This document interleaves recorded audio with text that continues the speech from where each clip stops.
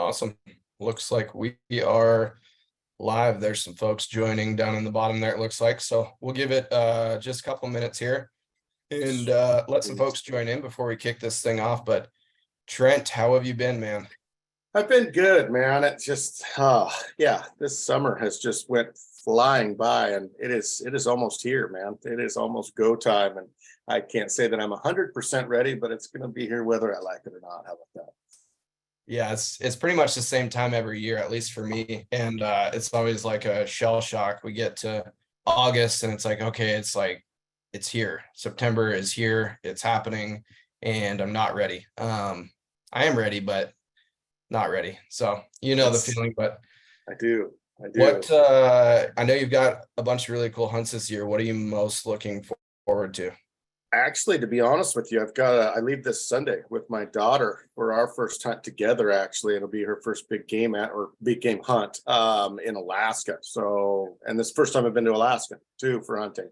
So a lot of firsts on the side of things as far as that goes. And so me and Casey from Hushin, we're taking both of our kids up to Alaska, and we're going to go hunt caribou for about 8 days. So that's on my docket I'm so excited about that. You have no idea. So, and then it just kicks right back in, get back for a week, and then it goes elk. And I'm starting out here with Levi Morgan. He's coming out, and he's going to try to shoot a Roosevelt elk with us, which is going to be a super fun time. And then I run straight from there to New Mexico. Steve's got a tag in New Mexico, and then I run straight from New Mexico to Utah, where my dad has a tag in Utah, and then turn back around and come home for the last week and a half and finish out season here, and then try to go into hibernation a couple days before rifle season starts. So.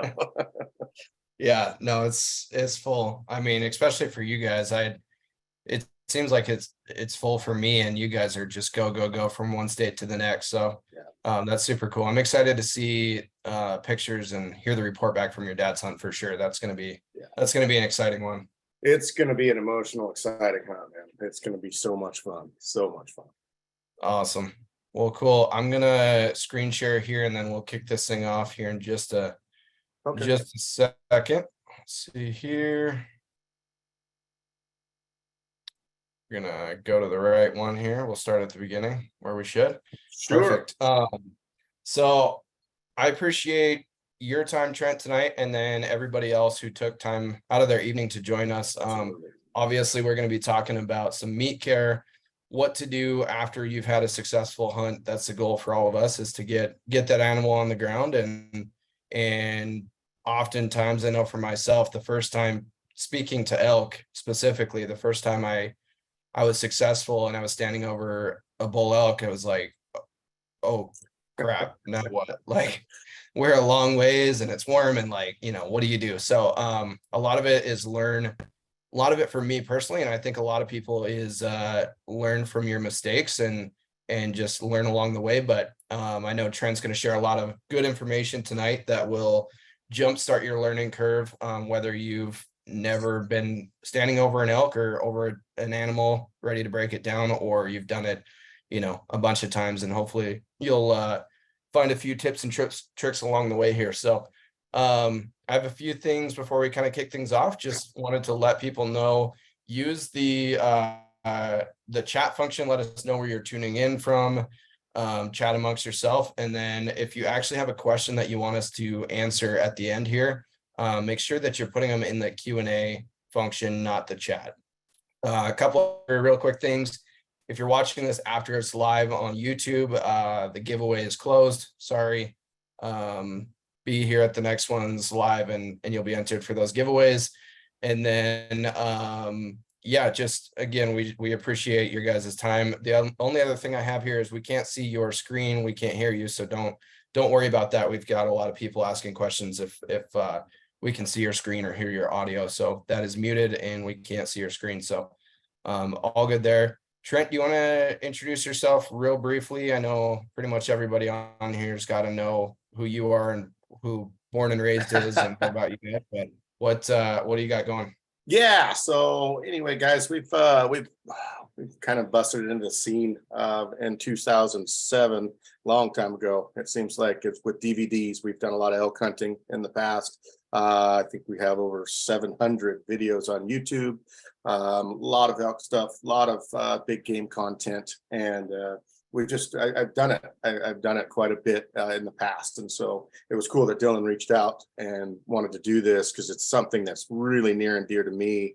As far as meat care, man, it's the most important. It's what we're out there for. It's one of those things where I think it can be, second overlooked for people. They want to get the animal, and then it gets down and they go, oh no, just like Dylan just said, like, what did I just do? You know what I mean? So I think it's a super important side of hunting, and especially with kind of the meat movement, if you will, that's been kind of brought around, like people going and getting their own meat that maybe never hunted, maybe never been in the outdoors much and stuff. And so it's an important thing, and it's something that we should take seriously, and it has big time to do with ethics, and each one of us should take it into the highest of concern.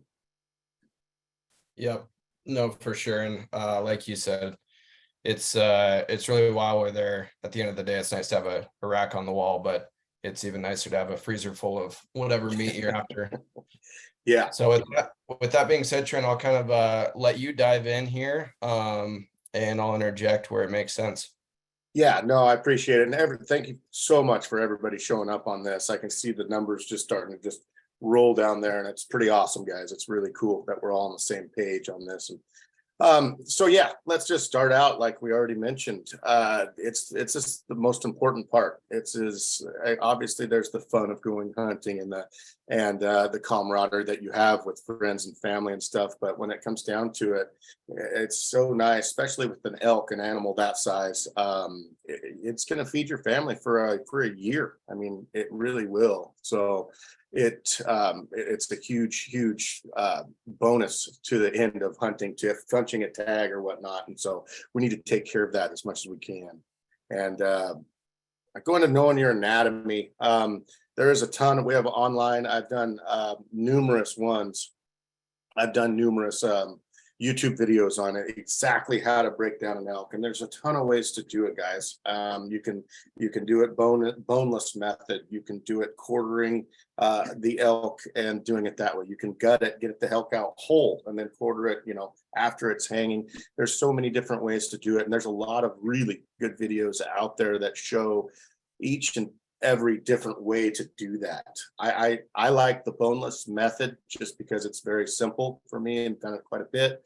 But if I can get that animal out whole, I'm going to try to do that, definitely, if I can. But it's very rare that we ever get a chance to get an animal out whole. But yeah, and take the time to learn from people. Like I've actually been in the woods before and walked up on someone that shot an elk, and they didn't have a clue how to gut it. They didn't have a clue how to touch it. They didn't have a clue. And because you got to have your ethics, and it's the highest regard. So no things going into the field. I've actually been in the field with people that have had on their cell phone, they've downloaded how to gut an elk or how to do all that. It's totally, that's totally fine. Do something of that nature maybe, and so you have an idea when you get out there and you get that success, and it's like, okay, I know where to start now, So Yeah, that's a really good idea. And I mean, it seems so basic to have that information on your phone, whether you download a video or take screenshots of just like, step by step how to break down an elk or deer, whatever you're after. And really easy to do, but I've never heard of that before. So that's a really good tip. I was gonna say, watch those YouTube videos for sure. Even just like the gutless method, whatever you plan on doing, depending on like how far away you're hunting, like watch that, because again, I remember the first time I was successful on an elk, and we were miles away from the pickup, and I hadn't watched it. It was, we got the job done for sure, but it took probably 2 hours longer than what it needed to. So yeah, definitely do your research on that. And there's a lot of really good information out there, as Trent said. And I think too, you get an elk down, and I've been around quite a few of them, and I still walk up to the animal and go, oh my goodness, this thing is large, you know. They're so big. They're so big. And especially if you're by yourself, learn those techniques, how to hit a ball joint or whatnot. And so it makes it easier for you if you're a solo hunter or something of that nature, and you don't have someone to hold things up for you. So there's a lot of good information out there on stuff like that. Yeah, for sure. Big thing, guys, meat care, huge. Right off the bat, the key things are going to be, you're going to want to keep that meat clean, and part of that side is flies. When you kill an elk in the middle of September, and I've seen it from Colorado to Oregon to everywhere, these flies come from all ends of the world, it seems like, and they obviously are doing what flies do, and they want that meat and to lay eggs and stuff on that meat. So keeping that as clean as possible, having good game bags. I mean, having really good game bags is a big key. Another thing that that the game bags are going to do is they're going to just create that barrier. So what I do with a game bag is when I put that quarter in the game bag, what that meat will do is the game bags will start sticking to the outside of it. After that meat dries, and we've all seen that if you've hunted for a while, there's this it's kind of it gets a tacky texture to the meat, and it actually kind of dries up, and you can pull that game bag off of the meat after it's hung, and so that air can kind of circulate around that quarter, whatever it may be. And the way I like to hang meat the best is the bone in. If I'm out in say I'm out 8 miles or something back in the backcountry or something, and I have to hang meat in a tree, I'm going to take that meat bag, game bag. We have the meat bags that kind of they're kind of quarter shaped, but no matter what kind of game bag you have, I do a half hitch around the bone of the leg or the ham or whatever it may be, and then I hang that in a tree. So the tightest spot is around that bone, and then I'll also try to cover that bone with the part of the game bag, so flies can't get to the bone, they can't get to the meat.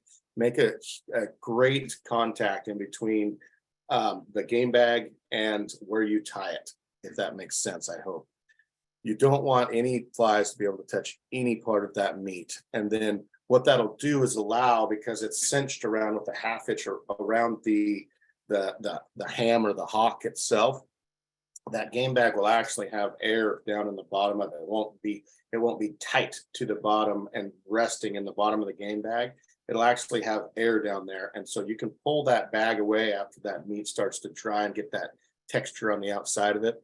And then you'll have that barrier of air around your meat. And that's what you want. That's really, the tighter that meat is in that game bag, the more that it could actually have, flies will land on it and lay eggs on the outside of it and stuff like that. So the more air that you have inside the game bag itself, the better. Yeah, that's a really good tip too, because I'd say more often than not, it's easy to just throw a quarter in a bag, and then you use like the paracord top of the bag to hang it from. So like all of the 70 pounds or whatever that quarter weighs, 60 pounds is at the very bottom, and just like there's a lot of pressure at the bottom there. So that's a good tip, just to throw in a half hitch right at the top. Yeah. And then it goes from there to knives, guys. Sharp equipment. Don't make the knife work for you. You don't try to work the knife. That's a big thing. That's how you're going to get cut easier. And a good pocket sharpener. So we have these the little work sharp pocket sharpeners. It's just super quick. After you feel the edge, just barely even getting a little dull, just take a couple minutes, touch it up, get it sharpened up again. It'll definitely save you in the time it takes, to either possibly cut yourself or the time it takes to break down that animal. So just sharp tools are big thing. I don't use the gloves. My brother uses gloves. A lot of people do. It's totally up to you. It's probably with the CWD and all these things that are coming up, and more so. You probably should. I just don't use them, but yeah. And then the other side of things, the stuff we use a lot is like a Tyvek tarp. Those are great, like Tyvek off of I actually just have went to an old construction site before, and they had pieces of it laying around, and I asked them if I could have it, and they absolutely. And so And that Tyvek stuff works great for footprints on your tent. If you know, to have that little barrier or whatever it may be. They have a multi-use for them, and they're awesome. They're really cool. And then paracord rope. So if you're by yourself, I shot a bull one time in Wyoming, and I was by myself, and it was just straight up and down. And without having paracord to kind of hold the elk there, it would have been just a giant pain to try to get him broke down. So sometimes just a little bit of rope can help on just holding a leg here, or even just, you know, whatever you need to do, an extra paracord to make a hanging rack or something of that nature. It's sometimes nice to have. So, and Dylan, is there anything else in the optional gear or anything that you can add? No, I think you covered it pretty good. That Tyvek I will second for sure. And I actually bought some off Amazon. They sell them on Amazon with like, I can't remember if it's like a 3 foot by 6 foot sheet or something, basically just enough of a footprint for, you know, if you're bivvy sleeping out there to throw your pad on or something, it's like the perfect size. Super cheap. The one kind of additional tip that I would say with those is they're kind of loud and crinkly. And somebody told me, or I read somewhere, if you wash them, machine wash that Tyvek, which I did a couple times and threw it in the dryer, it really kind of softens it up so it's not crinkly and loud and noisy in your pack. So kind of an additional, you know, not necessarily to meat care here, but if you have Tyvek in your pack and it's kind of loud and crunchy, you can wash that and it helps out a ton. But yeah, it's one of those things you might not need every time, but especially if you're by yourself, if you're quartering an elk and you don't have something to, you know, lay that into, that's one of the things too I really like about your guys' meat bags is we're all, you know, for anybody who hasn't seen them, like we're all used to the idea of like basically a pillowcase type game bag. Well, if you're by yourself and you have an elk quarter and you're trying to lift that off the ground and get essentially a pillowcase up and around it, it's not easy. The nice thing about the born and raised ones is they zip open, and as Trent said, they're basically shaped like a quarter.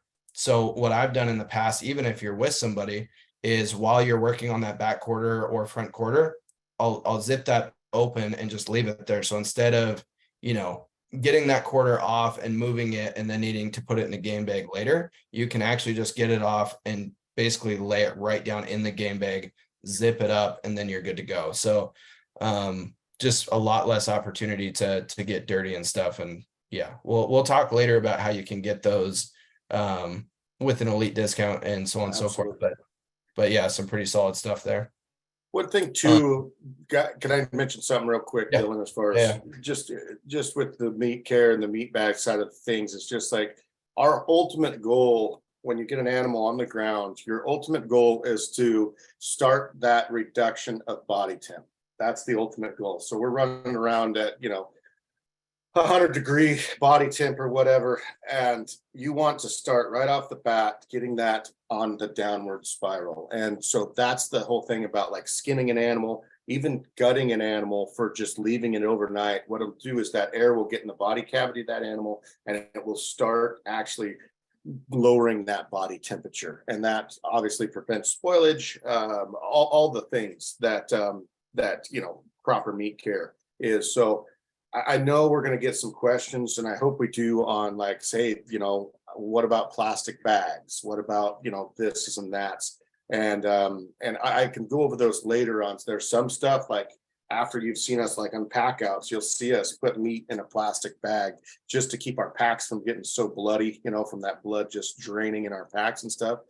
The only way we would ever do that is after we got it off of the animal and in a game bag and started that temperature to slowly decrease.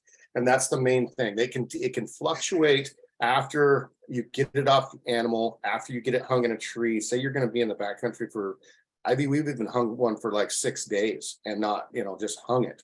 And that meat, obviously, after it started to decrease in temperature, it fluctuated during the day because it, you know, it got warmer and colder. It's just the way things do.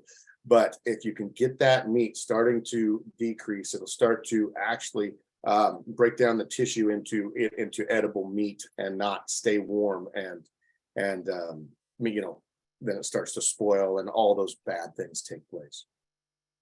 Yep, for sure. No, that's good stuff. Yeah, so flies and insects. We kind of touched on that already as far as that goes. Heat and moisture, that's another big one. So when I'm hanging meat, and I think this picture was actually taken, it was in Colorado, I believe. Anyway, sometimes what I'll do, and I should probably show it better in videos, but sometimes what we'll do is take branches and cut branches, and I'll take those branches and I'll actually tie them above on the limb above that the meat's hanging off of. And so when that wind comes, because you want breeze on your meat, that's actually a really good thing. You want all that on your meat and everything. But what it'll do is it'll move that branch around on your meat and everything. So if there is flies that land on there, it will kind of distract them and push them away. That's a really good thing. Moisture is another big one. I don't like to get my meat after I'm hanging it. I don't like it to get wet. You know, everybody's felt wet, tacky, kind of sticky, meat before, and it's just I don't like to have that at all. So what I'll do is take a tarp a lot of times if I know it's going to rain, throw it over that branch and just kind of throw it over that meat. It'll do two things. It'll shade the meat where, and I think Dylan talked about this before too, as far as putting that meat in a dry as you can, but cold environment. So find a dip in somewhere in the topography to where maybe there's a creek down by a creek or something of that nature. One thing a creek will do is actually, if you've ever been right beside a creek, they actually have their own kind of air that they flow through when you're close to a creek, you can feel a breeze from that. That's a good thing for meat, those colder temperatures and stuff like that. So that's really, really good on meat.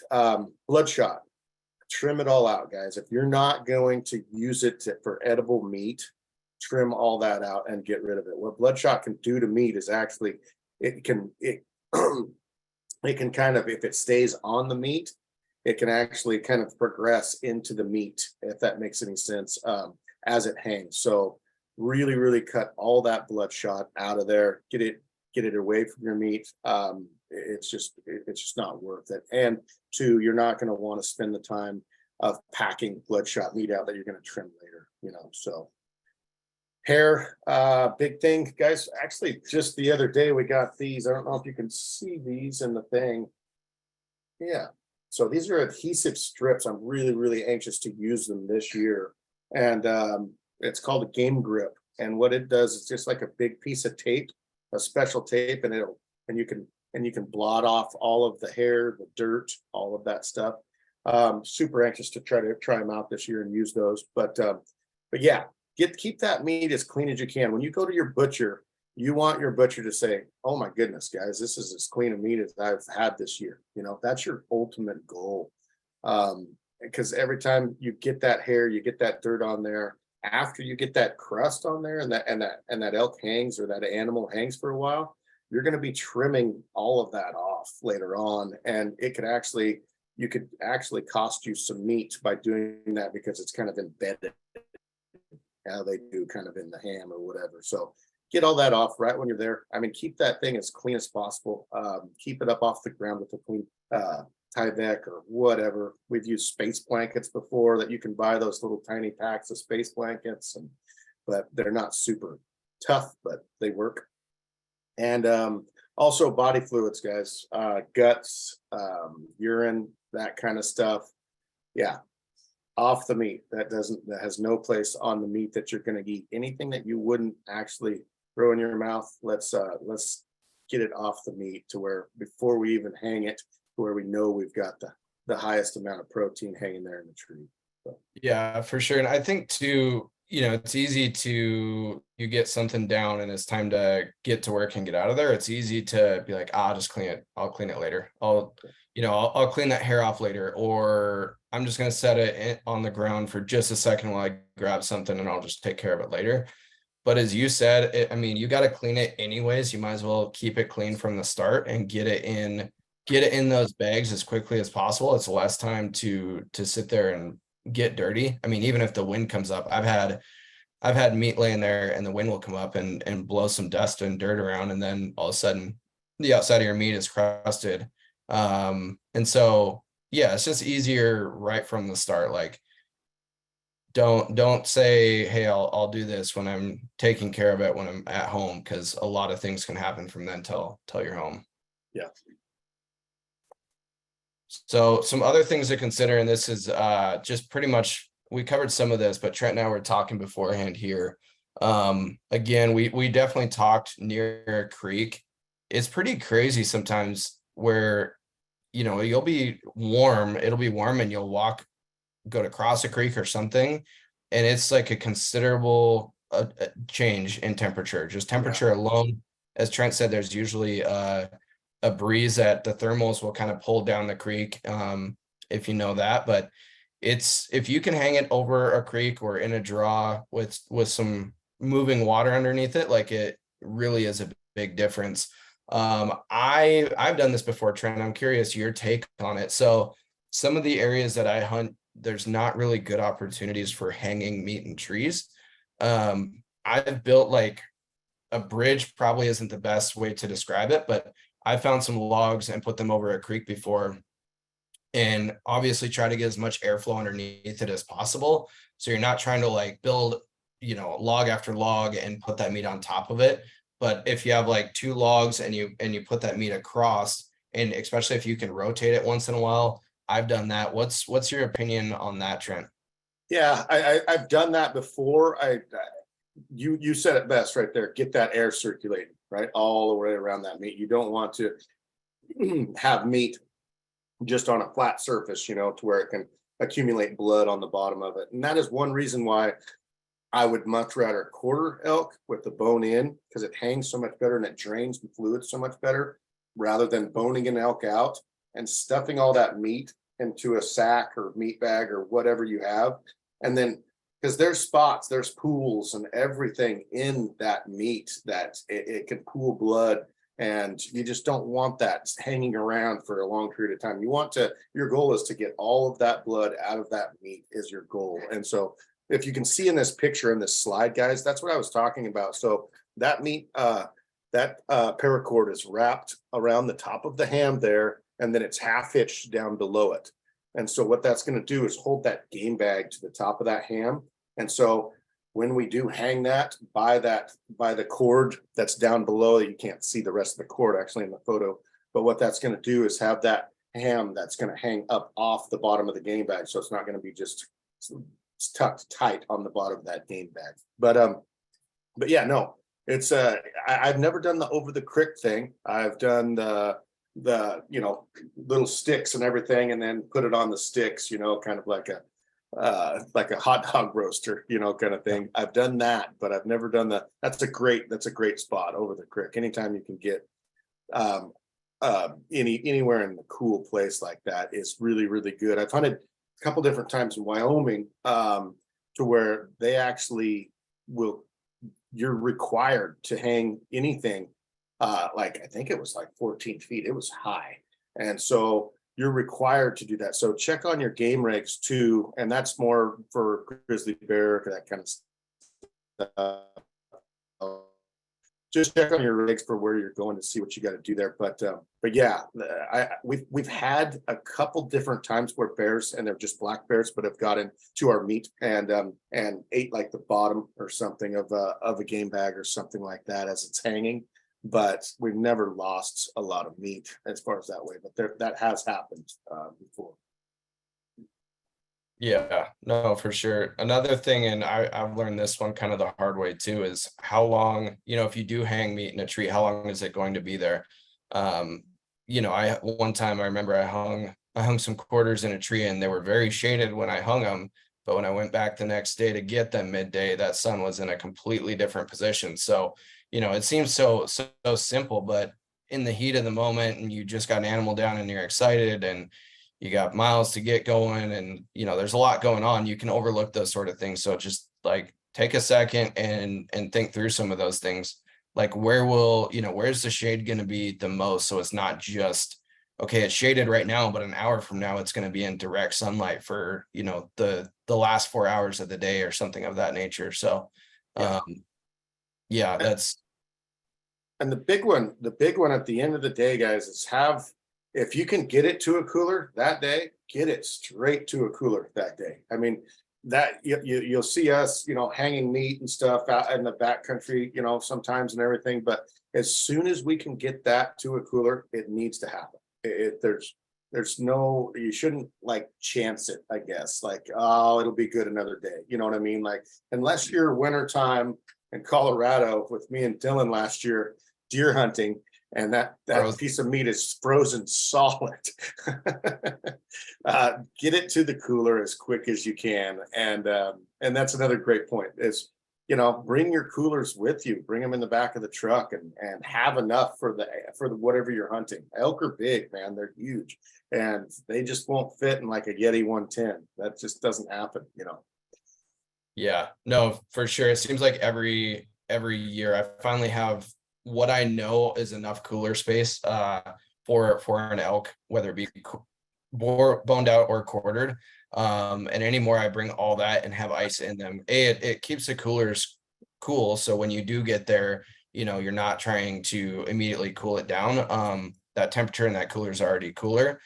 And B, you don't have to make a special trip. Like there's some areas, where it's hours into town to find some ice. And so if you have all that kind of ready, like prepare for a successful hunt. And what's that going to look like when you get back to your pickup at the end of the hunt? Yeah. Because we've certainly done that too, where you get back and you have enough cooler space for a couple quarters, and then you got to drive to town, and maybe you're still trying to fill another tag, and then half your day's wasted and whatever. So yeah, take that stuff with you. The only other point that I have here is like I'm in Montana. There's pretty much grizzlies anywhere on the western side of the state now. And one of the things that I learned is, if you're going to hang meat, especially, or if you're going to stash meat and come back to it, put it in an area where you can see from a ways away. Like if there's obviously you want it to be shaded, so you got to take that into consideration. But if there's an area that you can hang that meat, so you can, glass it up 100 yards away as you're coming in to make sure that there's not a grizzly there, like that's just going to be a much smarter move than, Sure. busting through the brush and you can't see your meat until you're 10 feet and there might be a bear on it. So that's one other thing. Luckily, I haven't had that happen in real life, knock on wood, but always prepare for the worst there. Thank God that's not something that we really have to do. Yeah. Well, that's all good stuff. So I know we've got a few slides here, and then we've got a lot of questions. Like I said, drop your questions in the Q&A. We'll get to those, but one question I do have for you, Trent. So like, walk me through, say you just shot an elk, you just got up to it. Like, what's your number one goal? Like, what's your step-by-step process? Are you starting with getting the hide off that elk and then going to quartering? Are you doing one side then flipping? Like, I know it's a long process and there's a lot of ins and outs to it, but like, if you can shorten it, like what's your step 1, step 2, step 3? Sure. Yeah. No, that's great.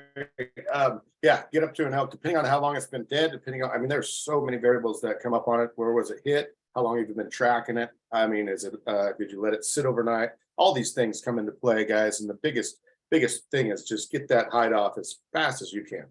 Get that meat starting to cool. So go through your pictures, everything, respect the animal for one. That's the huge thing. Go through all of that side of things as quickly as possible. And then actually Corey Jacobson taught me a really good thing. So if you take the animal broadside, right? Let's just say he's standing broadside, laying broadside. How about that? I go up the back leg is what I do. I start clear way down at the bottom of the back foot, and I go up all the way to about the middle of his body.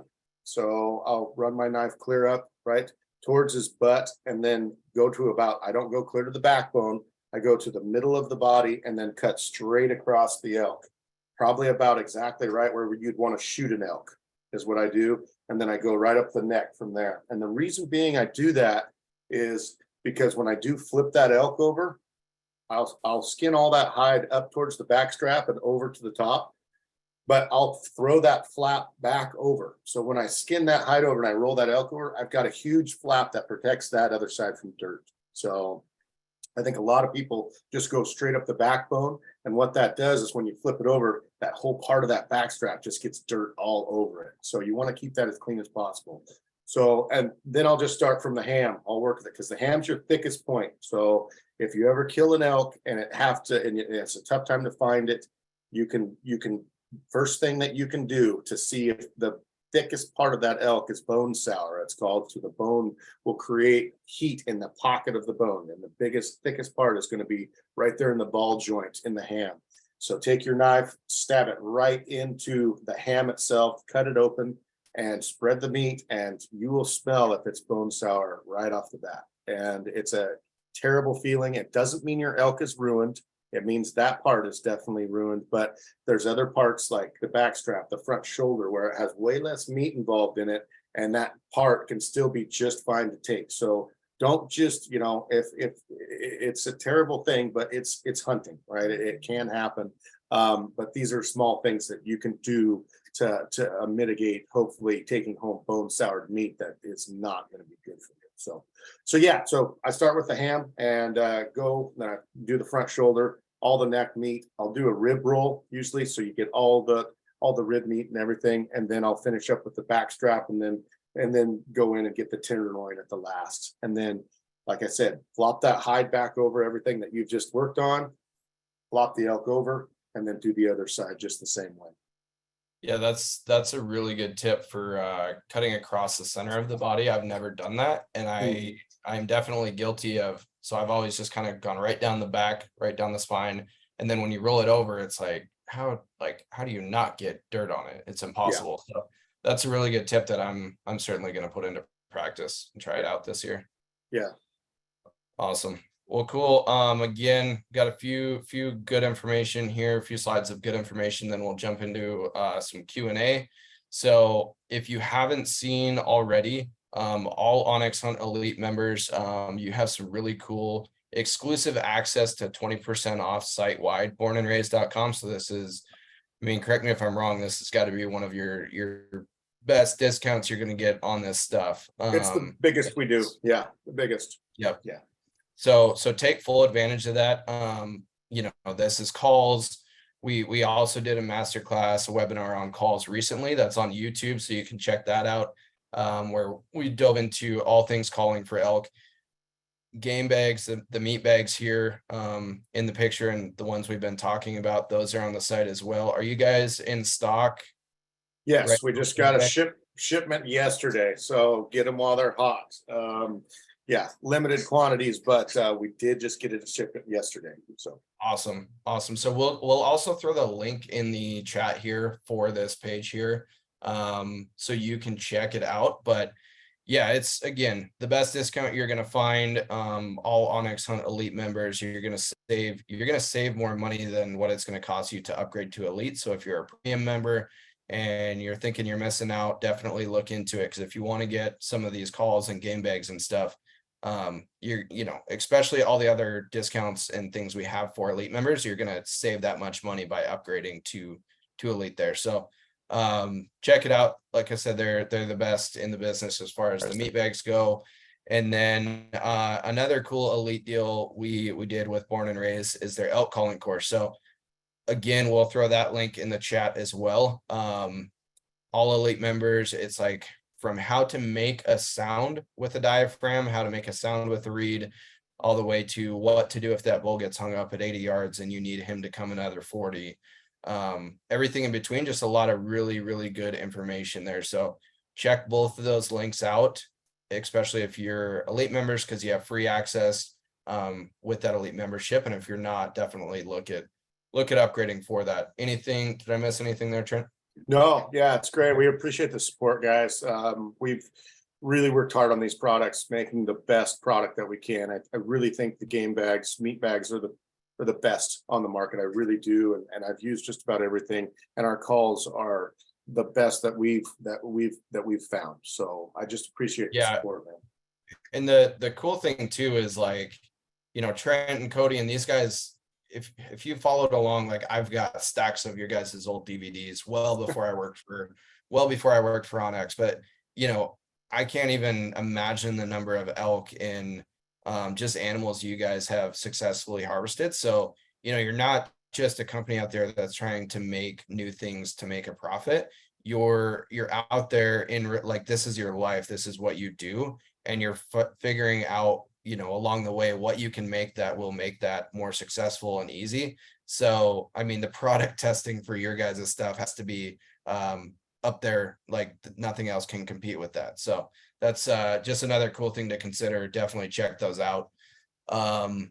Giveaway time. So again, if you're watching this after it's live, sorry, you can fast forward this part, but Born and Raised is going to give away a couple of sets of their meat bags, the ones we just got done talking about. We'll throw this link in the chat as well. Get signed up. It takes 2 seconds. We don't ask you for much. Basically, it's a thank you for sticking with us and for taking the time out and learning some stuff here. So a couple different sets of meat bags. And then since we're talking meat, we have some cool exclusive onX Hunt, the cooking aprons there that we're going to give away as well. So once you get that meat taken care of and you're utilizing it later on, you can throw that bad boy on and save your clothes. So Trent, I know you want one of those. I'll send you one. I was actually just looking at that. If I knew that was there, I would have one. We'll send you one. See what we can do. We'll see what we can do. So last thing here before we jump into some Q&A, lots of good master classes coming up. We do onX Hunt 101s, just how to utilize. We hear it constantly from people. It's like, I use your maps, I love them, but I'm not using them to their full potential. Or, maybe somebody has used our maps for years, but they don't even save maps for offline use, and they're just not really tapping into the potential of what we have to offer there. So we do the 101s, mastering the apps. We do some 201s. Definitely get signed up for these. Another link that we'll be throwing in, but get signed up for these. Even if you're not sure if you can make it, if you get signed up, we will email you, we'll remind you, and then we'll also send you a copy of it after the fact. So even if you're not sure if the times and the dates and everything work for you, if you have any interest, get signed up, and then you can always check it out later. So lots of good stuff there. Now the good stuff. Q&As. Let's do it, buddy. All right, I'm going to stop sharing here so we can see the screen. I know we have quite a few from pre-registration questions, so we appreciate you guys throwing those in here. All right, there's a lot to choose from here. A lot of these I'm sure that we covered somewhere along the ways, but let's see here.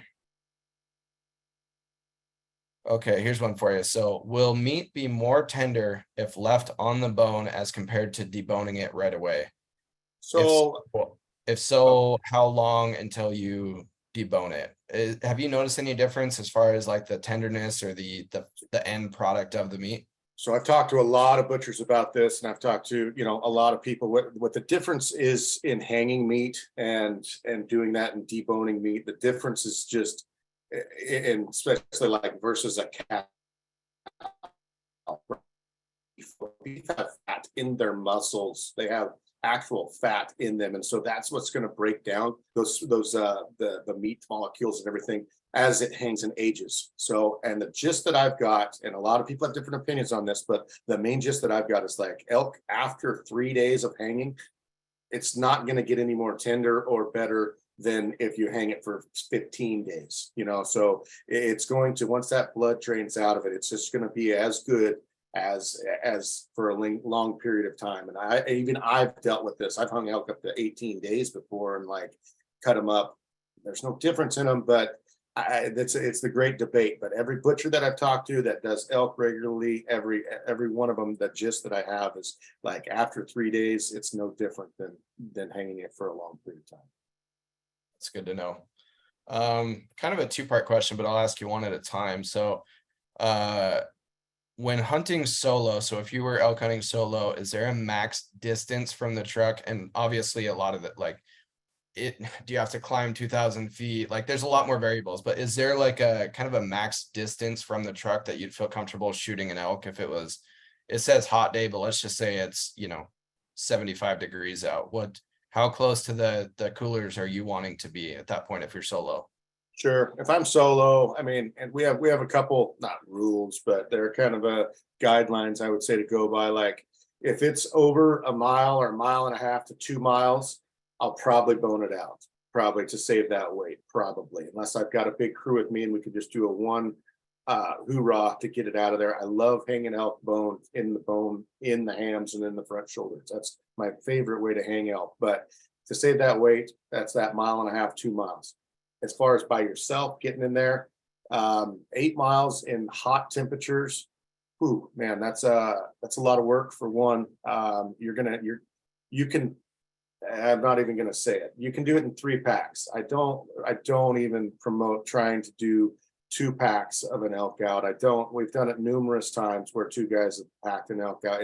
It's really difficult, guys. And on top of that, you slip one time or something goes wrong with that much weight on your back and you're hurting yourself for the rest of that season, probably the rest of getting that elk out, and possibly next season. It just mitify that where I just going, okay, let's be smart. So that's what I would say. Yeah, no, for sure. And it's easy to throw a bunch of weight in there and then, you get to hiking and then you just suffer through it. But at the end of the day, it's not safe to do that. Yeah, And it's a tough question because how in shape are you? Is this somebody who has been, in the gym or on hiking all year round preparing for this? Or is this somebody who, isn't in the best of shape? correct. So that's a tough one to put like a set distance on. And this is kind of the second part to the question. And I think I know the answer to this already, but I'm going to ask it. Would you ever pass on an animal because it was, hot and you weren't confident that the meat wouldn't spoil? I personally, I wouldn't be hunting there if that's the case. It's like it's just I wouldn't be. I wouldn't even be there. Yeah, no. The benefit to what we do, guys, and it's different than the solo hunter. We have a cameraman. We have usually have at least one caller, if not 2 shooters. So right off the bat, there's 4 guys right there.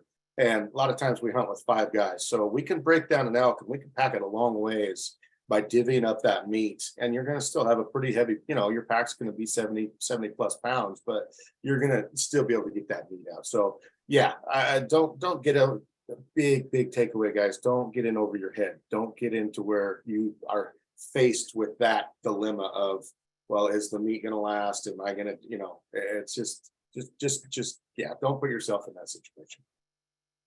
Yep, for sure. Do you have a preferred method once the meat makes it to the cooler? Do you keep it dry? Do you put ice above it, below it? I've tried a few different things myself on this, and I'm curious what your take is, Trent. I have had it personally where the meat will accidentally get wet and then you have to trim that and it's not ideal. Do you put it in plastic bags so it doesn't get wet? Like what's meat's in the cooler? What are you doing?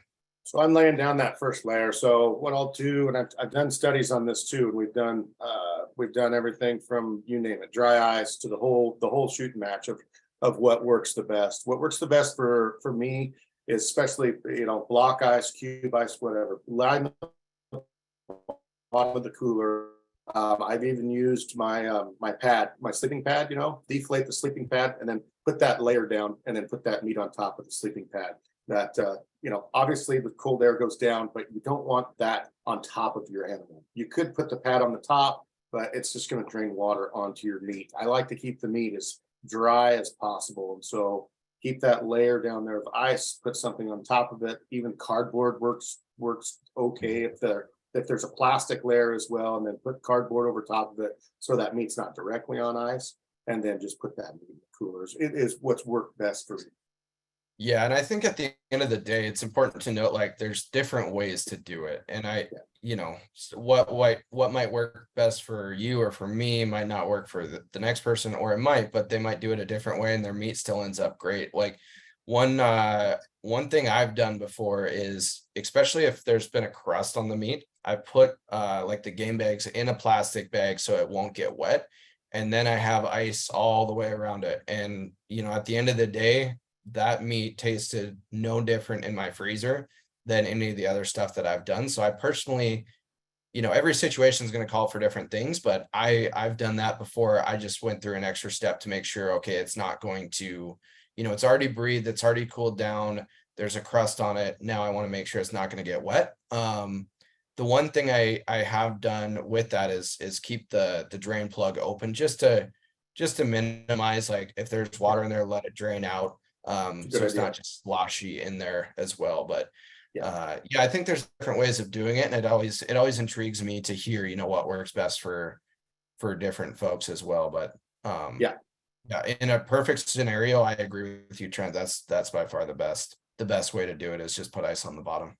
And you said it best too, like as far as, everybody does it different. I've heard of guys getting that crust on a meat and submerging it in a river before, put it in a black plastic bag or something, tie it watertight at the top and putting it. I've never done it before, but I've heard of it being done.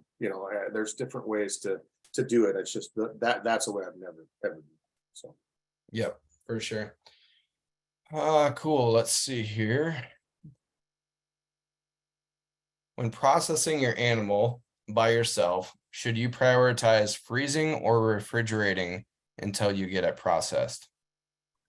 I'm a big fan of refrigeration. I don't like to freeze the muscle and then thaw it and then freeze it again. Does it hurt it? I don't think it does that bad, but I don't think it's good for it by any means. So no, I just get a good cooler, and like you said, get that crust on the outside of the meat.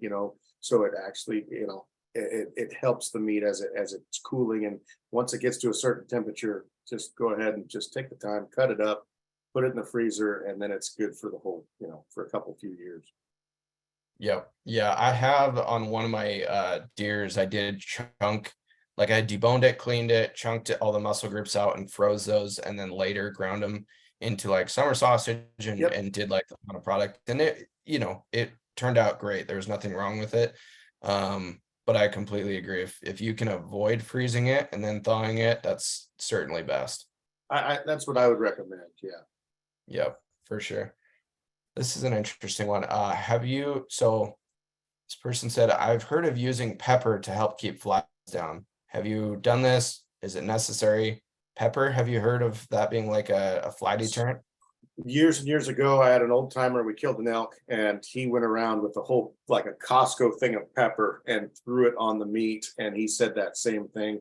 I'd never used it before. And at that point, I left after that. So I never actually really could tell if that worked or not. But I've also heard of that before. They had this, it wasn't an acid, but there was some stuff that you would spread on the meat. I can't remember the name of it, but anyway, I've never used it, but I've heard that, people have used that before too. But just get a good game bag. Just get a good bag for it. That way you can.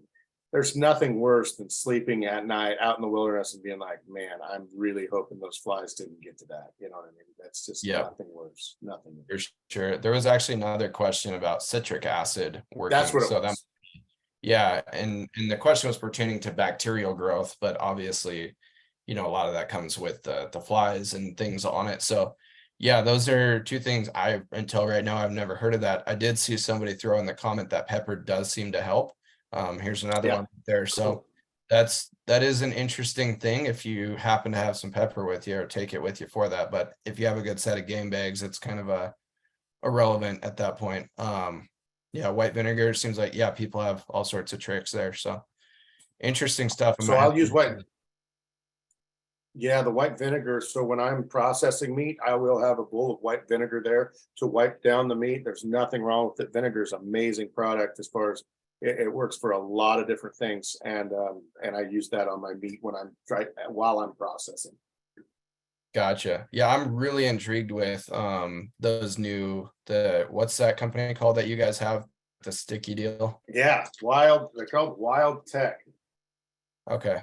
And are you guys are you gonna have those on the website? We are. So we did a promo where we're doing a promotion with them. And I think for the whole month of September, if you buy a set of game bags, meat bags, you get a free one of these packets free. So I'm super excited to use them. It just seems like a no-brainer to me, but anyway, we'll definitely have a lot of content with them this year. Yeah, no, that seems like a really interesting product to try out. I'm excited to as well. Cool. We got a handful of other questions here. We'll dive into a few more. So when it says when solo hunting elk, but in any, in any regard, is there any sort of like, okay, I take the hinds out first because they could spoil, I take the fronts out first? Like, do you have an order of operations for this goes first, this goes second, this goes third trip, or what does that look like?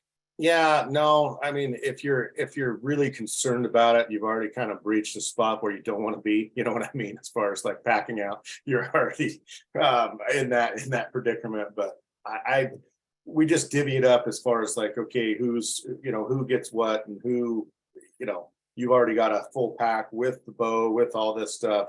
All right, just take a shoulder or whatnot. I'll take a ham or however it works out. There's no real process of elimination there, really. It's just gonna pick a person and hunt with people that are really strong. How about that? Yeah.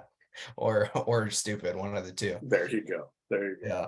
No, I mean, I've certainly done it before. It would make sense probably to take a hind out if you're really concerned about meat spoilage, because that might be, as you said, the ham might be the first thing to go. But also, if you have camp on your back and you already have, you prioritize what you're taking out. But if you have other things that you have to, possibly take out and come back, like maybe I would take a front and then get the heavier load when you can lighten your pack up on the way back out or something, or A leave your camp, take the heavy load out and make your camp the last one out or something. 100%, 100%. And don't be that guy, guys. Don't be that guy that just packs the horns out first. Don't just Yeah. leave. Let's leave that for the last load. Okay, don't be that guy. Yep. Yep. That's the last. Should be last always.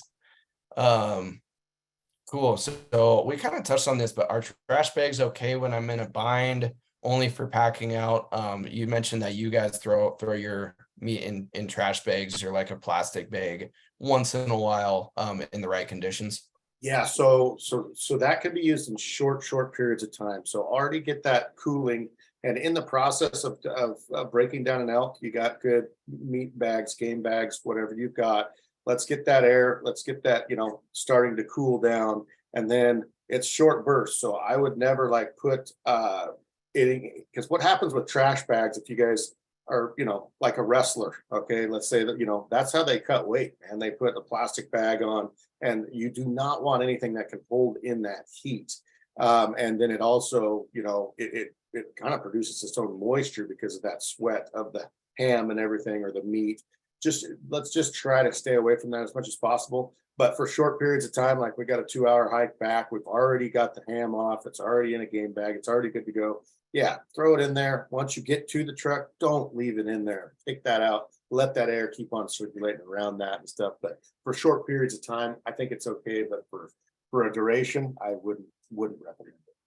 Yeah, I've done that before too, especially if you're on extended, if you're on like a week hunt and it's day 2 or something, and Yeah. especially if you're in grizzly country. I know when I went up to Kodiak, Alaska, with the deer, we did throw those in because it's like you're packing out deer, it's a target rich environment almost every day. You're packing out meat fairly often, and you're going to return to the field. And when I'm on Kodiak Island with Kodiak bears, the last thing I want is my pack to smell like there's been 7 dead deer in the back of it. So, we did it on that trip, but we made a very, very aggressive point to like get it out, get it taken care of, and get it hung up. So yeah, especially, if you're packing out a lot of critters, by the end of it, your pack is going to smell like a dead animal. And if you're around grizzlies or whatever, you might want to avoid that. Yeah. Yeah. How many of your meat bags does it require for an elk versus a deer? Okay, so yeah, so what we have is we sell them in a set. So it's 4/4 bags and a bone out bag. So it'll get you every single ounce of meat off that elk in those 5 different bags. A deer, it's man, after doing an elk, deer just aren't that big. Unless it's your Colorado buck. That That was was the biggest yeah. deer I've ever seen in my life. It was a big deer, but yeah, so you can use two of the bags for a whole deer really, really easily. Like But I'll always take, so we have the quarter zip bags that they all zip open and you can lay meat on and then zip it around them. And we also have our bone out bag, which still, it's like a kind of the pillowcase style is what it is. But that's for the back straps, tenderloins, rib roll, extra hamburger. That bag will actually hold about 76, 78 pounds in that bag. So it's a pretty, it holds a lot of meat in that one bag. But and two, guys, even when you get to a cooler, what I recommend, like your bone out bag, your bag that you have all your loose meat in, take all that stuff out, take that back strap out and drape it over whatever it may be that you're hanging with. I don't recommend just putting the bag in the cooler and just being like, we're good to go, which you probably are good to go. Don't get me wrong, but let's get some air circulating around each one of those back straps to where it doesn't have pooled blood in that bag of meat that's just all stuffed in there, you know. Yep, for sure. This was in the chat, so they didn't listen to directions with the Q&A, but I did just see it's a really good question. How do you take care of your game bags for reuse? Like, how are you cleaning them? Yeah. What are you doing? Super simple. What I do right off the bat when I get home and put the animal in the cooler, I take all my game bags and fill up a 5-gallon bucket of water, put all my game bags in that water. I just let them soak overnight long. It's very simple, and that blood will come right out of the bags. And some people just hang them from there. I throw them in the wash machine real quick, is what I do. No soap, no nothing. Just throw them in the wash machine, get them super clean, and then just hang them up outside and they dry in just minutes. You know, they super fast, but it's very simple. Yeah, it's one of those things. Don't overthink it, you know. Yep. No, for sure. Let's see. Yeah, there was quite a few questions about using deer quarters and other, antelope, smaller game in that, but you touched on that pretty good. And I will attest, it in Colorado, I mean, we used those bags obviously, and with deer, they were perfect because you could fit a hind and a front one. Like it worked out really, really well using those bags for deer. And it's just a layer of protection, right? Anything about a game bag that's not like, well, it's not for deer, it's not for elk, it's not for antelope, it's not for whatever it may be. It's like it's just a protection against the outside elements, is what it is, with insects, dirt, whatever it may be. So that's just, it doesn't matter what meat you put in there. You just have more bag. You know what I mean? Yep, certainly. Let's see, we've got time for a couple more questions here. Let's see, how big of a cooler do you recommend for an elk-sized animal? Multiple coolers for sure, but is there a size that you found that's better than another? A Yeti 210 will hold a whole elk, but the thing about it is with the Yeti 210, isn't the 210? Yeah, it's that's the big one, right? Yeah, I think so, yeah. You still can't get back ham with the bone in, and there's not enough width in there. You're about that much short on an elk with the 210. So you have to either take a hacksaw and just cut the end of the knuckle off, or you can take, if you know your joints and stuff like that, where it is, you can take and break that back knuckle down on the ham and put that in a cooler. But yeah, that'll hold a whole elk. 110 still, you're gonna be running into the width diameter of the cooler for getting the whole hawk in there. So yeah, I have a couple 110s, and then I also have a 165. And same thing, it just, you have to saw off that hawk to fit them in there. It's too long. It doesn't seem to work. Yeah. So yeah, I personally have multiple ones, and then especially if you're boning an elk out, what size would you say? Yeah, it's gonna be heavy as heck, but a 110 you can almost, it's darn close, all boned out, no bone in, but it's gonna be heavy. What I like to do, I don't like to ever, and we've mentioned this a lot of times, I don't like to stack meat up. I don't like to just put meat on top of meat on top of meat for long periods of time by any means, even if it's in a cooler. I like to space it out, have that room around it. And so use as many coolers as you can to put it in, but just kind of remember that and be cognizant, blood pools and low spots without it being able to drain. So.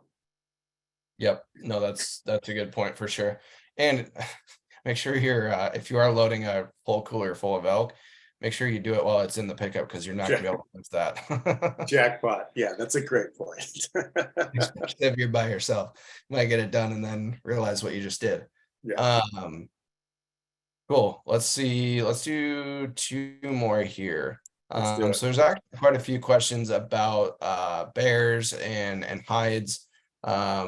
Honestly, one of the questions here is, what do you do to a hide to keep that good? And basically what I'd say is like the same as you would meat. Make sure it's cooled down, roll it up real tight. So like what I've done is you get the hide all taken care of, and so like the meat side is up, and then you basically tuck it in on itself, put the legs in, put the head in, and then roll it up within itself, and then make sure that a game bag is around it and super tight so flies and stuff can't get in there. It's a tough deal, man. Like there's like with the head and the horns and all of the, and you roll that hide and like say you're going to mount it, which I don't do a ton as far as that. I don't have a ton of Zero. yeah, zero, but it's tough. We're trying to work on something now, design something so maybe it can be like a cape bag is what we're talking about trying to do. And it's tough. We've been running, some prototype trying to figure out what does that even look like, and it's like you said, you've got to keep those flies out, you've got to keep all that the bugs out of it is what you have to do. And so what we'll do is at night, so say you kill the elk in the evening or something, you're in the shade or something and the flies aren't bad, there's not usually flies out at night, open that cape up, let it breathe, let it get some cold, let it get some cool air. But at daylight you want to be, like you just said, folding that cape up, rolling it back up, and getting it in some cool conditions, because once that hide gets to a certain temperature it'll start to slip hair, and after that hair can pull out of it, guys, your mount, it's gone bye-bye. Yep. Yeah. And that's the same whether it's, a cape for a deer or an elk or a Same bear thing. hide or anything. It's the same. And it's pretty crazy how like, I've certainly thought that I've taken care of hides before, and then the next day looked at it and been like, uh-oh, like this isn't good.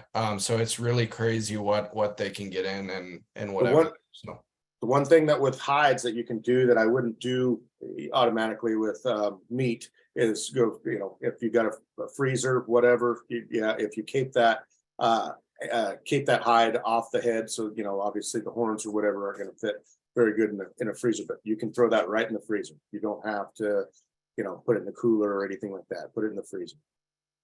yep, awesome. Last question here. Is there a known temperature range? And again, there's a lot of variables to this, is it sunny, is it overcast, whatever, but is there like a temperature range that you're comfortable hanging meat for a few days? Like, is that what do you think there? If it's going to get up in the mid 70s, high 70s or something like that, especially if you don't have a cool place to put it, like you said it best, you can find little cricks and nooks and crannies that it is at least like 12 degrees cooler than it is 50 yards, over one direction. I'll feel a little more comfortable in that, but monitoring that, especially if you're deep in the backcountry or something and you're not packing out yet, you can wait on that a little bit, but check your meat as often as possible, guys. There is nothing wrong with going and looking at it, smelling it. Your senses are going to go off when something's wrong. That's the way it works. And so have just a temperature in mind. Like, hey, if it gets above this, I'm out. I need to get this thing out of here. We need to do the best for what we have going on. And so just, don't live outside your means on that. Let's take care of that meat. But I do that somewhere in that 75. If it's 80 degrees and everything, it's packing out. We're out of here. Yep. Yeah, for sure. And that's, you can feel it too. Like, go put your hand, open the game bag up for a second, put your hand on the meat. Like, you're going to be able to tell, okay, it's like, it feels pretty cool, or, oh, we need to get this thing going. And like Trent said there, just use your senses. Like, you're going to know if it's too warm or not, and don't push it. Absolutely. Awesome. Well, yeah, I really appreciate your time, Trent. And again, everybody that's still here, lots of really good banter back and forth in the comments, and good luck this year, everybody to you, Trent. I know we'll keep in touch, so I'll share some success through photos. Hopefully I get some cool Alaska photos. Good luck, safe travels on that. And Thank you. yeah, for everybody who tuned in and is watching this after the fact, good luck on your upcoming hunts, and thank you. Any last thoughts, Trent? Just thank you so much. I see a bunch of stuff coming up from everybody, Matthew, Jason, all these people saying thank you. Hey guys, I really appreciate it. This is very important. This is stuff that just like once it gets that time and you get that animal on the ground, let's take the highest care of what we can. So thank you guys so much for listening. And like I said, I'm not a professional at this at all. I've done it quite a bit, but take all of what I said and use it to your own, whatever you do yourself too. So thank you so much, Dylan. I really appreciate it. Awesome. You bet. Take care. Have a good night.